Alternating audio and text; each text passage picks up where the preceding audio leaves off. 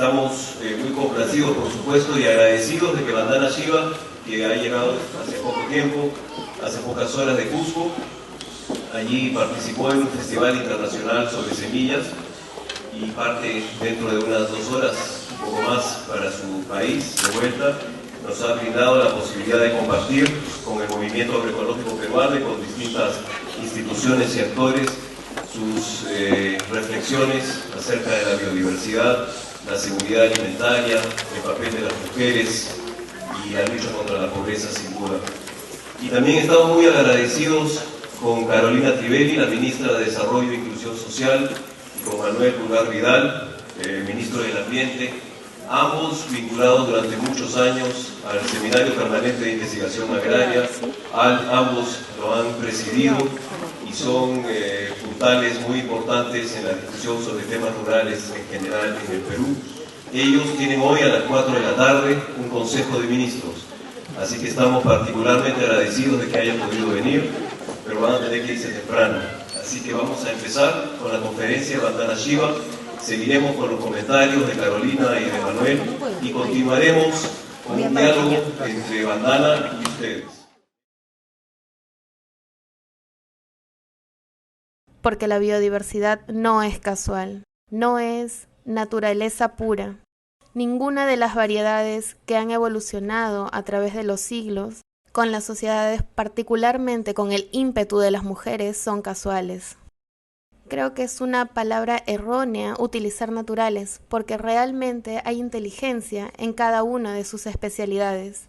Y cuando pensamos en cómo es que logramos desarrollar el sistema de desarrollo, particularmente desarrollos rurales, que puedan cumplir con los objetivos de suministrar el alimento de alta calidad, buen valor nutricional, cómo nos aseguramos de que las comunidades rurales no sean excluidas, que las mujeres no sean excluidas. Creo que el primer paso en tanto el desarrollo rural, la seguridad alimentaria, así como la inclusión social, es el empezar a eliminar las barreras y las paredes que han llevado a la exclusión.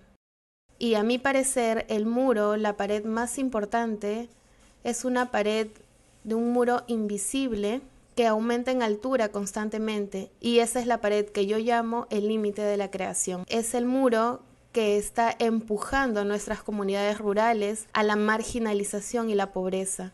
Y es el muro que ha descontado el conocimiento de las comunidades campesinas, particularmente el conocimiento de las mujeres. Pero uno no puede, jamás se puede, incluir la biodiversidad en la monocultura. La idea misma de la monocultura es realmente un modelo militarizante. Entonces, si somos serios acerca de la inclusión, tenemos que ser serios acerca de la biodiversidad.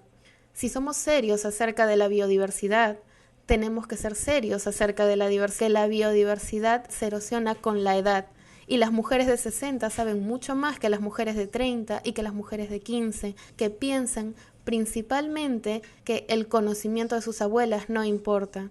Nosotros tenemos un curso en la Universidad de las Abuelas en Afgania, y espero que las diferentes lideresas que se dan aquí valorizar su conocimiento para sí mismos, pero que también a través de ello puedan distribuirlo en toda la sociedad y en las generaciones futuras.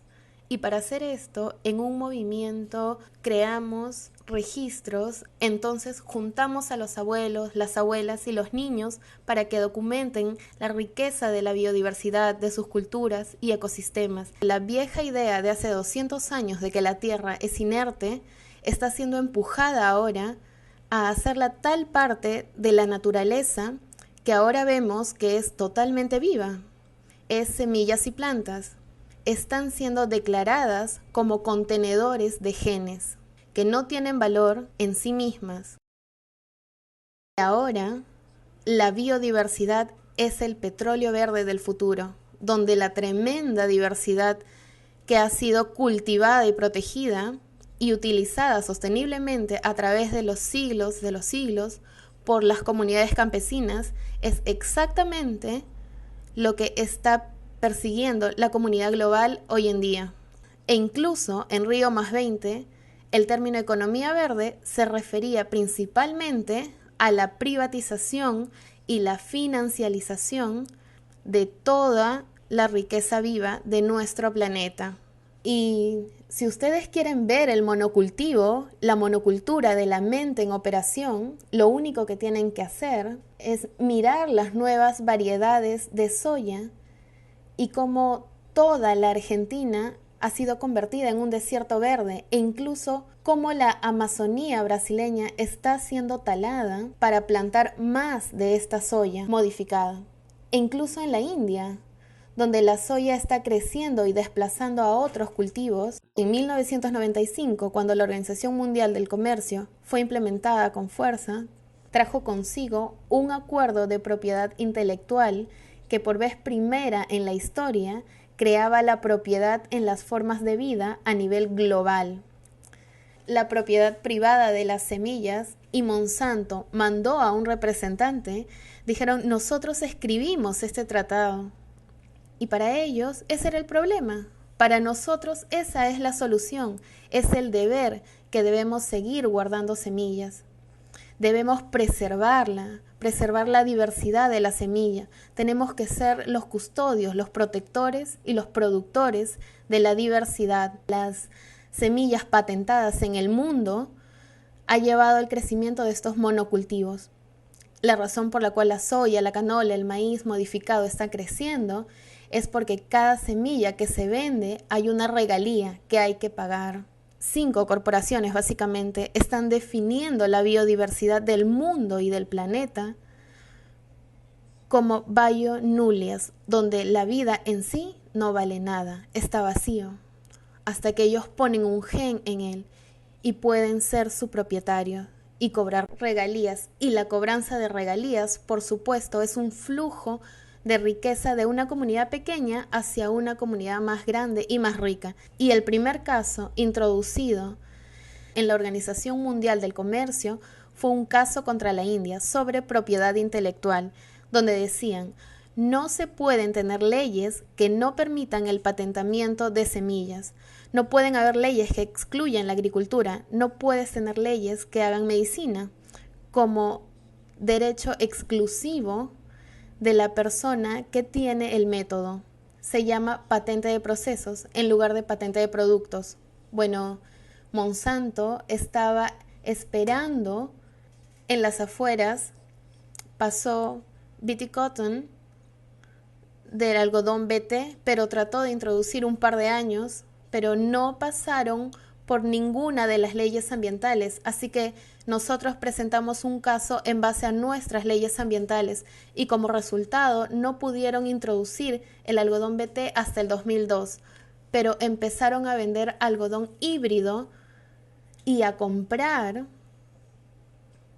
todas las compañías indias de semillas. Entonces, las 65 compañías de algodón de semillas de la India, todas están vendiendo ahora algodón BT.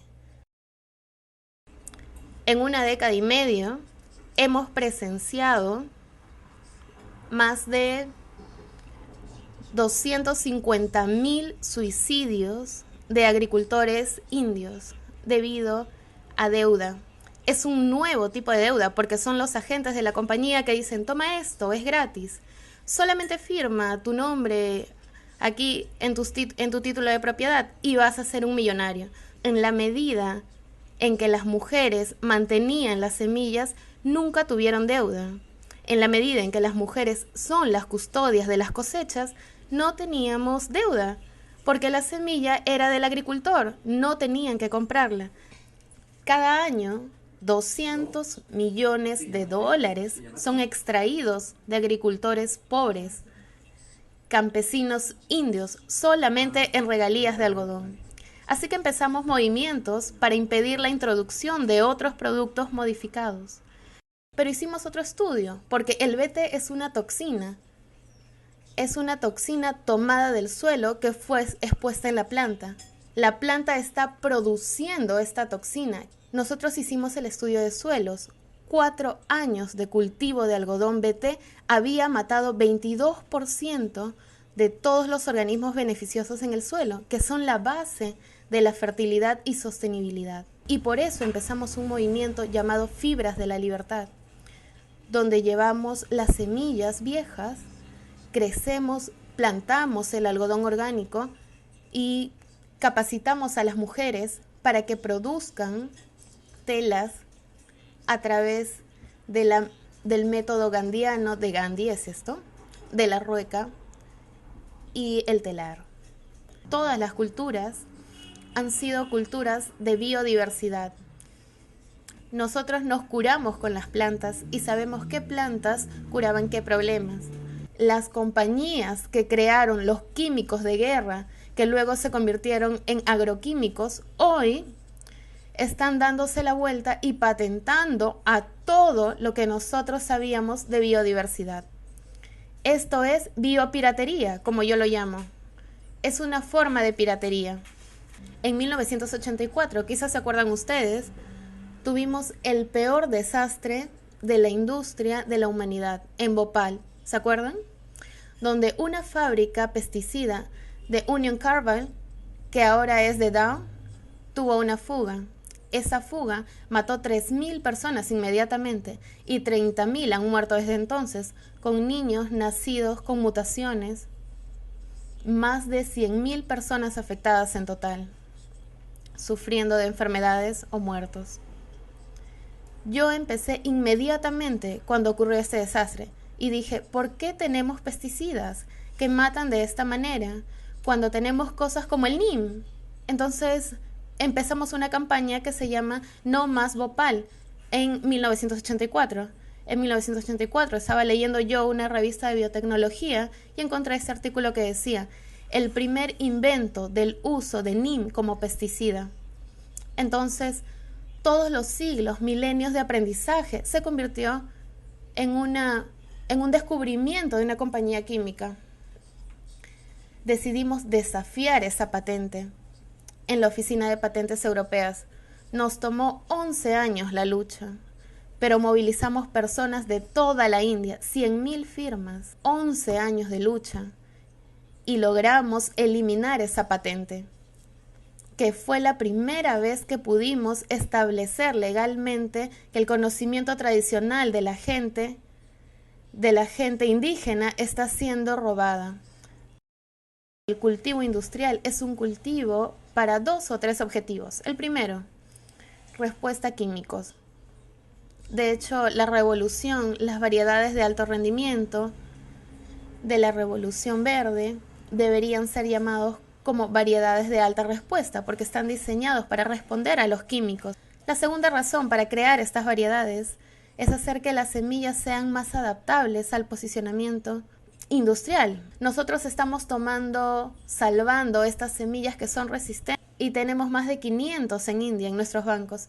Y después del ciclón de Orissa, que mató a 30.000 personas, después del tsunami del 2004, pudimos llevar camiones de semillas para recuperar la agricultura después de que el agua salada del mar haya contaminado las tierras.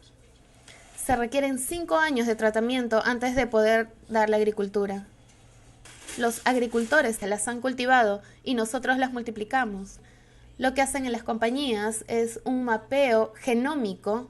Entonces, a través de la computadora, leen el mapa genómico y patentan lo que leen en esos mapas y cómo ha sido hecho por un reporte de un grupo.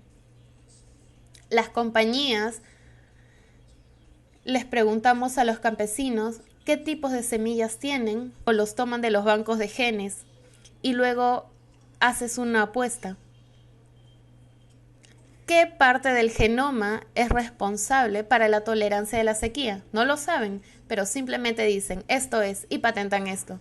Tenemos que mantener nuestras semillas en las manos de la gente que le importe la semilla, en las manos de las personas que saben de esta semilla, pero no solamente que saben de la semilla, a mi parecer, es la representación de miles de años de conocimiento y evolución y cultura, y el potencial para que milenios en el futuro tenemos un deber de proteger y cuidar estas semillas por la vida de las futuras generaciones.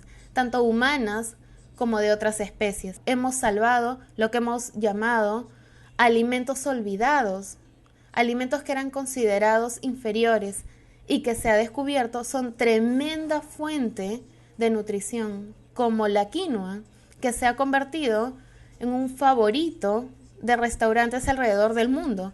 Es una patente, se otorga por una invención. Una semilla no es una invención.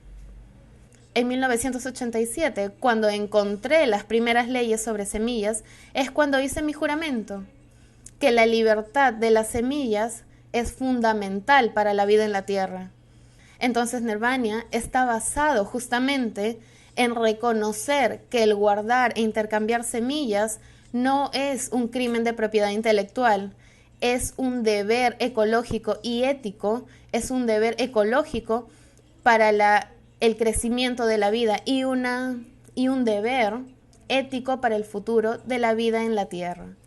Y esa es la razón por la que este año hemos iniciado un movimiento global que llamamos el Movimiento de Libertad de Semillas. En India, cuando decimos semilla, que es villa, significa la creación, la fuente, el origen. Entonces es la fuente de todas las libertades. Si uno no tiene libertad en las semillas, no tiene la libertad en el alimento. Si uno no tiene la libertad en las semillas, no tiene la libertad de cultivo. La libertad de semillas, de la biodiversidad, para cada papa del Perú, para existir en el futuro, todas esas hermosas variedades de ají que están adelante en la sala, todos tienen un espacio en el futuro, por su sabor, su calidad, pero por su propia integridad también. Yo no creo que podamos tener sostenibilidad si permitimos que la biodiversidad desaparezca. Cada ciclo que sostiene la vida es al final un ciclo sostenido por la biodiversidad.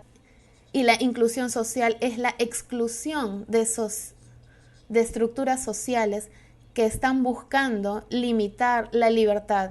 Tenemos que incluir, pero no solamente incluir, sino poner al centro de toda la importancia, de toda prioridad, el conocimiento, la sabiduría de las mujeres para un nuevo desarrollo que no siga el camino de Europa. Los pasos para poder continuar existiendo por muchos siglos más. Y estoy segura de que juntos este camino de la inclusión, sostenibilidad y verdadero desarrollo es un camino que caminaremos juntos. Gracias. Vamos a invitar por favor a Carolina Trivelli y Manuel Pulgar Vidal, los ministros de Inclusión, Desarrollo e Inclusión Social y del Ambiente, para que nos brinden sus comentarios a las ideas y reflexiones expresadas por Vandana Shiva antes de que tenga que partir para parte de sus funciones muy importantes al frente de los ministerios. Carolina, por favor. Yo quisiera ligar algunos de los temas que ha mencionado con el esfuerzo de desarrollo e inclusión social que estamos impulsando desde el Ministerio. Porque hay dos temas que ha mencionado que son fundamentales. En el enfoque de inclusión social, en el enfoque de desarrollo que todos los peruanos necesitamos. Y este es reconocer que la diversidad que tenemos en el Perú no es solamente un tema de la naturaleza, sino es un tema de la combinación de esta naturaleza maravillosa que tenemos en el Perú con una cultura, con un grupo de personas que han ido cambiando su manera de interactuar con esta naturaleza y que han desarrollado culturas fantásticas que nos han creado riqueza. Y en esta riqueza es donde están las oportunidades, no solamente de generar ingresos, están las oportunidades de mantener una cultura viva, de estar orgullosos de nuestra cultura, de mantener un esquema alimentario que nos permita no solamente retroceder y mirar al origen de los alimentos que consumimos, sino a estas combinaciones maravillosas que hay a lo largo y ancho del Perú que son fruto de la interacción de los humanos con este medio natural. Y en ese sentido, las mujeres, efectivamente, como señalaba la doctora Shiva, han jugado y siguen jugando y lo seguirán haciendo un rol fundamental que ha tratado de mantenerse invisibilizado por muchos años, y yo creo que poco a poco la labor de muchas mujeres, por ejemplo en la Asociación de Productores Ecológicos, han tenido un rol fundamental en hacer visible el aporte de las mujeres, no solamente a la preservación, sino a la recreación de esta cultura basada en el uso de la diversidad, en la interacción, en la innovación y en la preservación.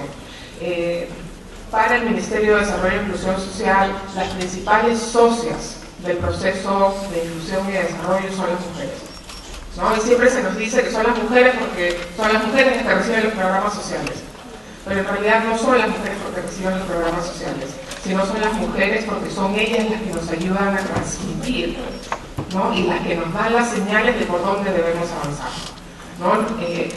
Nosotros partimos del convencimiento que el rol del Estado tiene que ser el de acompañar a las poblaciones en sus procesos de desarrollo, facilitarlo, limpiar cuellos de botella, potenciar aquellas cosas que se pueden hacer. Y eso me lleva al segundo tema que quisiera tocar en estos poquitos minutos que tenemos. Y es que hemos tenido, como ustedes habrán escuchado, tenemos en marcha una propuesta de la creación de un nuevo programa de alimentación escolar. Y este nuevo programa de alimentación escolar, el Caliwarma, que entregará sus primeros alimentos a los niños en las escuelas el primer día de marzo del próximo año, el primer día del año escolar del 2013, se basa justamente en lo que la doctora Shiga menciona.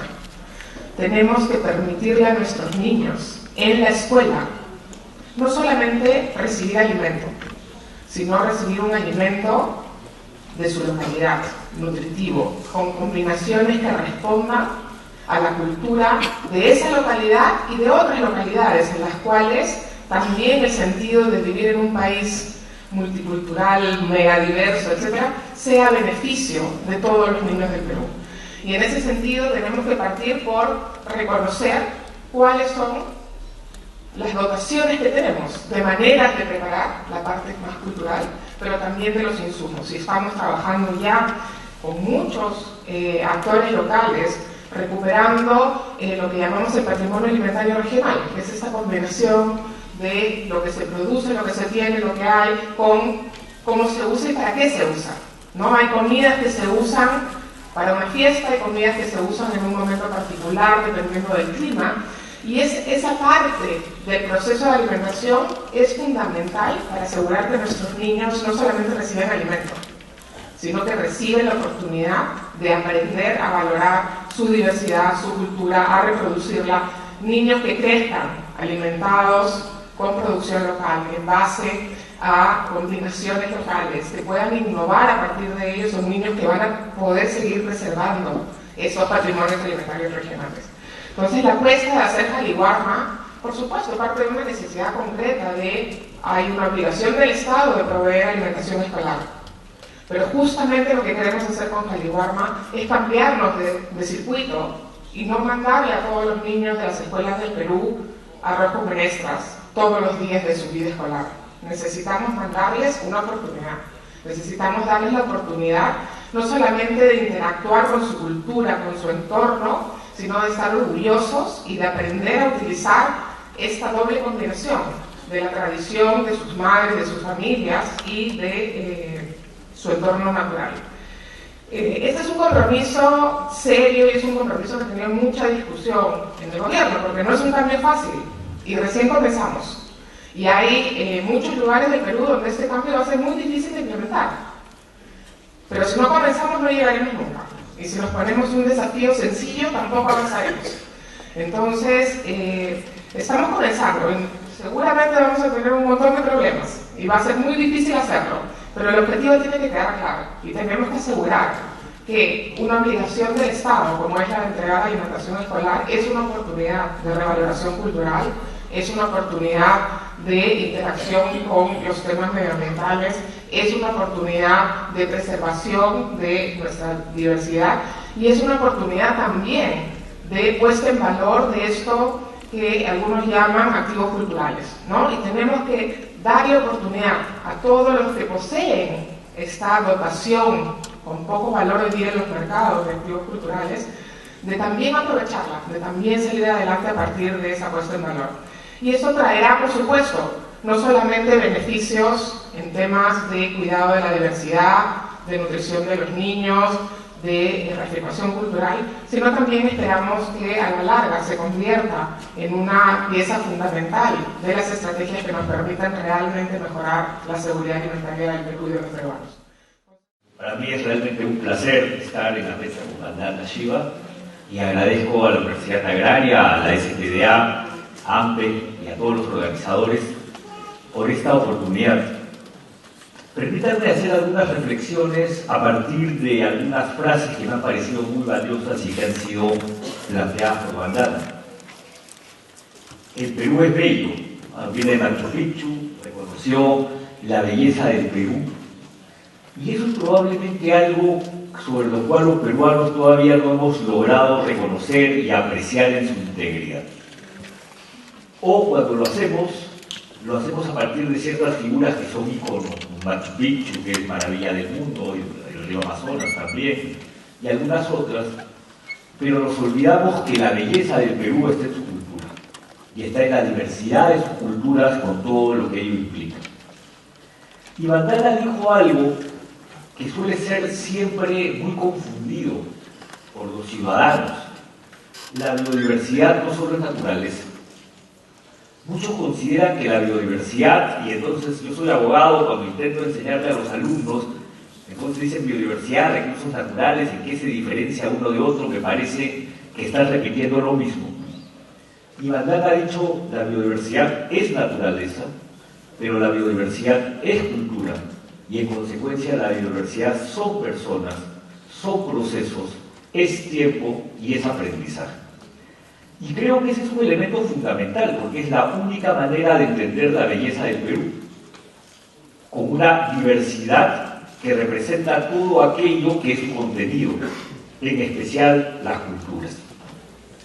Y Vandana nos ha planteado un tema sobre el cual nos queda mucho por aprender, mucho por reconocer, la diversidad cultural de nuestro país. Yo suelo decir en muchas exposiciones que si a este auditorio le preguntase cuáles eran los 14 incas, todos los recordarían cantaditos, porque además todos los recordamos cantándolos. Pero si yo les preguntase cuáles son las 14 o 17, depende de los antropólogos, familias lingüísticas que habitan en nuestro territorio, muchos no pasarían de 2 o 3. Y en realidad muchos no pasarían de una. Y eso es triste. Porque forma parte de aquello que como no reconocemos, no nos llena de orgullo y no nos permite reconocernos como país diverso. Hoy día estamos dando un paso importante con la gastronomía.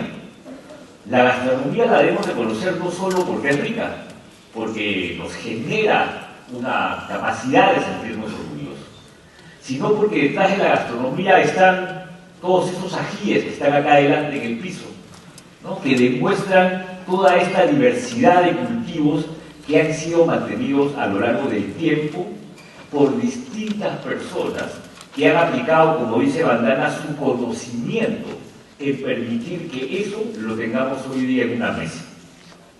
Pero si no vamos atrás del plato de comida y reconocemos esa diversidad de productos, de personas, de culturas y de procesos, vamos a perder la oportunidad de reconocer esa diversidad biológica. Y cuando yo pienso en el tema de diversidad biológica, efectivamente uno de los primeros elementos que se me viene a la mente es el conocimiento tradicional. Cada vez que también dicto clase y digo cuántos de ustedes han usado paico, sábila, sangre de grado, uña de gato y muchas otras cosas, la gente se ríe, ¿no? Porque claro, está el médico brujo, ¿no? Con además una muestra muy peyorativa, pero todos lo hemos usado. De una u otra manera hemos utilizado alguno de esos para curarnos de algún tipo de dolencia. Y sin embargo no somos capaces de reconocer que detrás de ese uso hay un conocimiento. Y Vandana plantea un tema que es fundamental. Consideramos que eso no es ciencia. Y que solamente es ciencia aquel que tiene un título profesional y tiene un equipo, un microscopio y dice, yo lo descubrí. Como decía Ferrari, yo lo descubrí. Y se olvida que hubo centurias, milenios de alguien llevando y domesticando esa especie de flora, esa especie de fauna a su situación actual. Hay zooarqueólogos en el Perú, hay una británica muy destacada, que hace toda la referencia entre las especies silvestres de guanaco y vicuña y sus especies domesticadas, la llama y la alpaca. E igual ha ocurrido con la papa, que tiene un origen, parece claramente determinado en el Cusco y sus alrededores, en una sola especie nativa, originaria, tóxica, las primeras especies de papa eran tóxicas, pero con un ser humano, un habitante de la zona andina, con capacidad de domesticarla y convertirla en miles de variedades de papa. Utilizando una ciencia, pero ciencia tradicional, conocimiento. Y ese borde entre lo que consideramos ciencia y lo que no, es lo que nos hace fallar. Felizmente en el Perú sí hemos dado algunos avances. Felizmente el Perú es uno de los pocos países que reconoce y registra el conocimiento tradicional. Felizmente el Perú es uno de los pocos que está asumiendo, tal como lo ha hecho la India, mecanismos de defensa contra sus cultivos, contra sus productos nativos. Tenemos, tal como hay efectivamente con la planta del lime, en el caso peruano, experiencias en defensa de la maca, de la ayahuasca y de otros cultivos que empiezan a ser, o genes que empiezan a ser patentados. Es triste efectivamente ver, a mí me ocurrió en el Jardín Botánico de la Universidad de Georgia, encontrar un brochure, un folleto, donde hablaban del algodón Fox, un algodón patentado en los Estados Unidos, que es el algodón nativo originario en el territorio peruano, y que salió hace muchas décadas y alguien lo patentó en los Estados Unidos. Pero entonces, además de tener este tipo de espacios para reconocer cómo debemos proteger nuestra biodiversidad, debemos tener las herramientas para defenderlas también dentro del sistema. Y por eso el registro de conocimientos tradicionales es valioso, por eso contar con formas que permitan que estos recursos nativos se mantengan en el tiempo es importante, por eso divulgar la información es fundamental, porque esto nos permite, como se logró con el lime, como se logró con la ayahuasca y la maca, tener algún nivel de éxito en este tipo de acciones. Y cuando pienso también en biodiversidad, pienso en cómo podemos promover mecanismos que nos permitan proteger estos cultivos nativos y eliminarles la presión que sufren para la introducción de monocultivos. Y en ese sentido, y Roberto no me dejará mentir que venimos trabajando hace mucho tiempo en ello, creo yo que tenemos que meterle más fuerza, y desde el Ministerio del Ambiente estamos trabajando en ello, a lo que se denominan las zonas de agrobiodiversidad. Es decir, áreas en donde utilizando prácticas típicas o tradicionales del mundo de la conservación, podamos trabajar con las comunidades para mantener cultivos nativos, buscándole mercados, estableciendo cadenas productivas y haciendo que, tal como conservamos un parque nacional por sus especies de fauna, podamos proteger las zonas de agrobiodiversidad, porque ello implica mantener los cultivos y el conocimiento en él involucrado. Entonces, trabajemos más activamente en el reconocimiento de zonas de agrobiodiversidad, que es lo que hacen en Cusco con el Parque de la Papa, pero ampliémoslo a otros cultivos, otras culturas de la diversidad de culturas que tenemos en el Perú y otras áreas del territorio. Por otro lado, cuando hablamos del tema biodiversidad, es también importante tener en cuenta que dentro de los mayores retos está, como dijo Bandana, la introducción de los organismos genéticamente modificados, sobre los cuales felizmente el Perú ha tomado una decisión que creo que es bastante adecuada, que es una moratoria. Pero tengamos en cuenta que esta moratoria de 10 años no es tan solo una compra de tiempo. No hagamos que se venzan los 10 años y que no hayamos hecho nada para demostrar, en todo caso, qué tipo de cultivos requerimos en nuestro territorio, uno, y cuánto hemos aprendido a investigar y llenarnos de orgullo de los cultivos nativos. Si tan solo esperamos los 10 años y dejamos que venza el término, vamos a perder como país. Porque vamos a iniciar una nueva discusión política de si debe o no debe permitirse la introducción de cultivos nativos, y no vamos a poder asumir la oportunidad que nos da esta ley. Yo espero que en los próximos días, en realidad, porque el reglamento ya está, el reglamento sobre la moratoria de los organismos vivos modificados sea promulgado y que finalmente ello represente una oportunidad para la investigación y una oportunidad para la mejora. Quiero también señalar que uno de los retos centrales en el tema de la diversidad biológica, de la biodiversidad y sus culturas, es el cambio climático. Nos debatimos en un dilema. Muchos de los que promueven monocultivos consideran que la única manera de defendernos frente a la desaparición de ecosistemas o el retroceso de hábitats por el cambio climático va a ser con monocultivos. Yo espero que no, pero ahí necesitamos el concurso de los científicos para poder demostrar que la diversidad es también una herramienta para la defensa frente a las consecuencias del cambio climático. Hay siglos de aprendizaje de las distintas comunidades respecto a cómo se puede ir adaptando las especies a la variabilidad climática. Estamos en un fenómeno distinto, es cambio climático, es causa humana. Ya tuvimos la experiencia por siglos para adaptar cultivos a variabilidad climática. Traigamos esa experiencia para poder demostrar que no tenemos que convertir todo en un campo de soya y podamos mantener todas nuestras variedades, incluso frente al reto del cambio climático. Y efectivamente, y Vandana lo ha planteado, está todo lo que tiene que ver con el comercio, el famoso capítulo ACPIC y los derechos de la propiedad intelectual, sobre los cuales hay que tener en cuenta, son sistemas que vienen de 1850.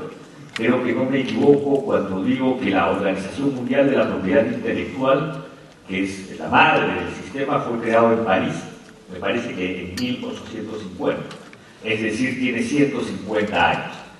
Nuestra iniciativa por mantener la diversidad, usarla sosteniblemente, aprovecharla, distribuir justa y equitativamente los beneficios, tiene apenas 20 años.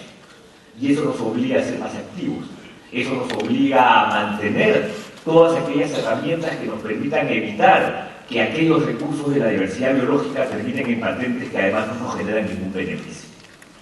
Yo me imagino que los que no están en el mundo de la propiedad intelectual se preguntarán, ¿cómo alguien puede patentar algo que está en la naturaleza?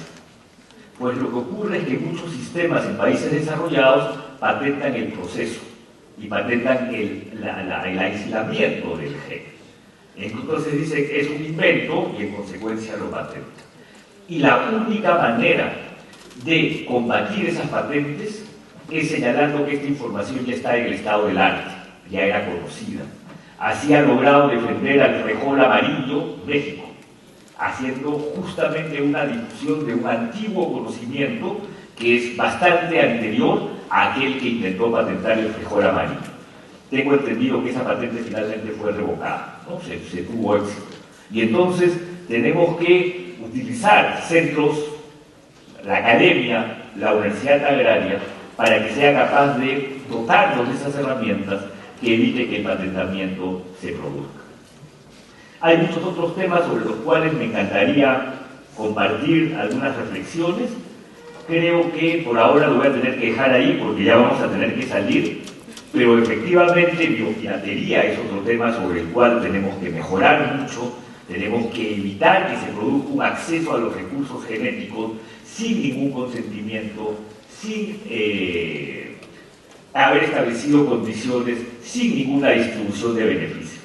El Perú forma parte de una decisión andina que ha intentado regular ello, tenemos que todavía mejorarla, pero creo que podemos mostrar desde el Perú mucho liderazgo en las últimas décadas sobre este tema, y ese liderazgo lo debemos seguir manteniendo. Somos un país megadiverso, que merecemos mantener esta diversidad, que merecemos reconocer estas culturas y que debemos seguir trabajando activamente en ello.